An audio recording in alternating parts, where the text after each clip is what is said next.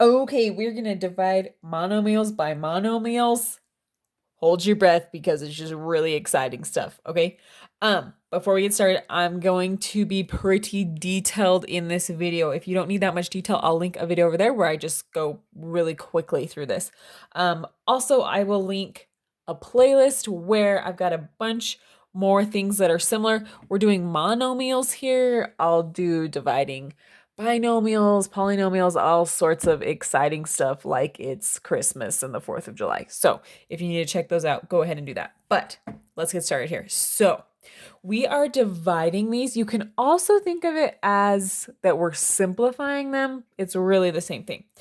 Basically, we're seeing what can cancel. If you're like, what is she talking about? I will show you. So the first thing I kind of start and look at is my numbers. So can these numbers simplify? If you're like, holy heck, what is simplifying fractions? I don't remember. I will link a video over there. Okay.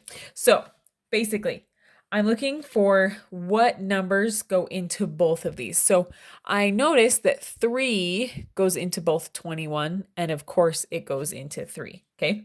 So couple different ways I can do this. For this first problem, I'm going to write it out the long way. So I know I want to have my 3's up in the spotlight, right? So instead of writing 21 as 21, I'm going to write it as 3 times 7. Okay, so we're thinking of 21 as 3 times 7 because 3 times 7 is 21, right? And then I'm going to write these guys out, okay? So a to the 4th means a times a times a times a. So I'm just going to write that. A times a times a times a, okay? B squared is b times c. All right, don't be like, I'm switching videos because this lady's crazy. Hang with me for a second, okay? So we're going to do this on the bottom. So 3, I could write 3 times 1, but I'm just going to write 3 because that's what we care about. A squared I can write as a times a times b times c. Okay, now this is when I get to go cross out some of these people, okay? Because a number or a variable over itself is just 1. So we can cross it out, okay? So look at this. I've got a 3 on top, a 3 on bottom. So guess what? They're gone. Oh my gosh. I've got an a on top, a on bottom, another one. Okay, I've got a B on top, B on bottom, C on top, C on bottom. Now I'm just going to write what is left. Okay, so on top, my numerator, this is a new marker, so it kind of, the lid stays on tight. On top, I've got a 7. I've got a times a. You might be tempted to write 2a, but that's not what it is. 2a is a plus a, okay? This is a times a, so it's a squared. And then I've also still got a b up there, okay?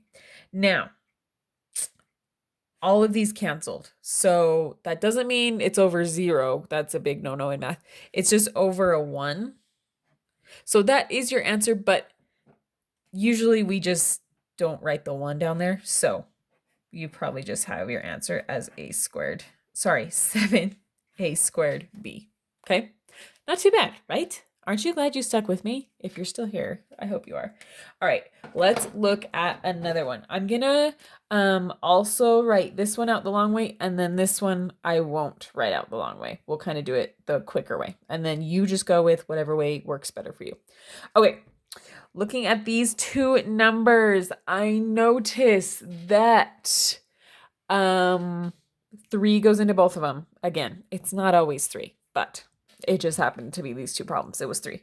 So 3 goes into both of these. So I'm going to write at the top as 3 times 11. Again, I'm doing this so that my 3's will cancel, okay? X squared can be written as x times x, and then we've got a y, and 5 z's. So z times z times z times z times z. Whew, that was fun. All right, now on bottom, I'm going to write 6 as 2 times 3. Okay, then I've got x cubed, so x times x times x, y squared, so y times y, and just one Z. Okay, now I get to go cross stuff out. I'm going to use black. It's going to be like Halloween. Orange and black. All right. So 3 over 3 is 1. So I get to cancel those. Okay. 11 doesn't cancel with anything. Okay, I've got an X that's going to cancel with an X. Another X. I've got a Y that's going to cancel. And one Z is going to cancel. Okay, so this one we're still going to have some stuff in the denominator, which is totally fine. Okay. So on top, what am I left with? I'm left with an 11 and 4 Z's. Again, it's not 4Z, it's Z to the 4th because they're being multiplied. Okay. All over 2 times X times Y. All right. And there you're done. Now, if you were doing this and like you had a Z down here that you forgot to cancel, then cancel it once you're here. Make sure this is fully simplified, okay? Because sometimes we think something's fully simplified and then we realize, oh, I missed something.